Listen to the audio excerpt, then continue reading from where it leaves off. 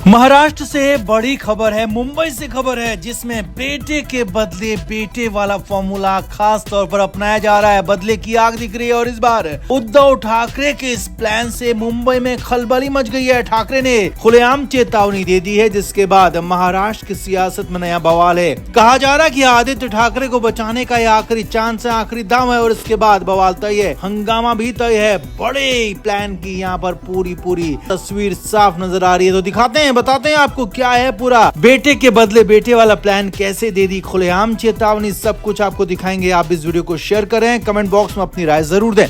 तो उद्धव ठाकरे महाराष्ट्र की सियासत में अपना दबदबा बनाने के लिए लगातार छटपटा रहे हैं। हर रोज कुछ न कुछ कोशिश नया करने की कर रहे हैं और कुछ ऐसा करने की कोशिश कर रहे हैं जिससे अपनी तो ताकत बढ़े और विरोधियों की ताकत कम हो। इसके लिए अलग अलग तरीके के प्लान जरूर बन रहे हैं, मगर उद्धव ठाकरे और उनकी पार्टी के लिए आदित्य ठाकरे यानी कि उद्धव के बेटे ही सबसे बड़ी मुसीबत बने हुए हैं।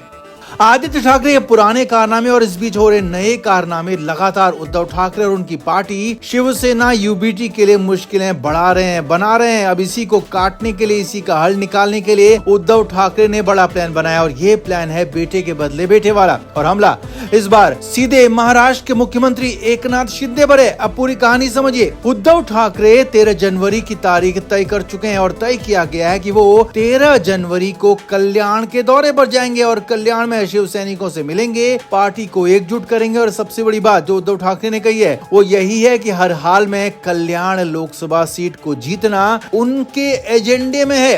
अब कल्याण से इतना प्यार क्यों, कल्याण सीट से इतना प्यार क्यों, तो वो भी समझिए।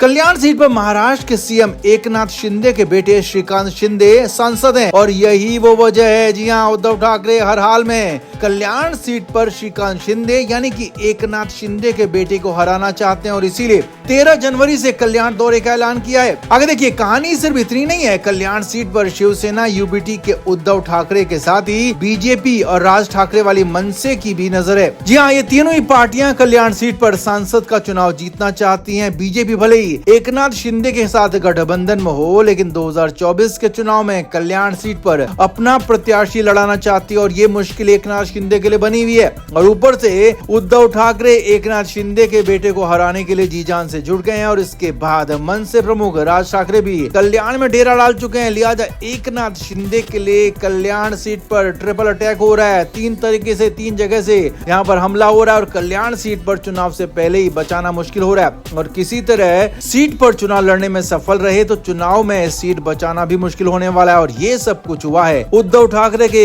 प्लान कल्याण से। ठाकरे के बेटे के बदले बेटे वाले प्लान से एकनाथ शिंदे की मुश्किलें बहुत ज्यादा बढ़ गई हैं।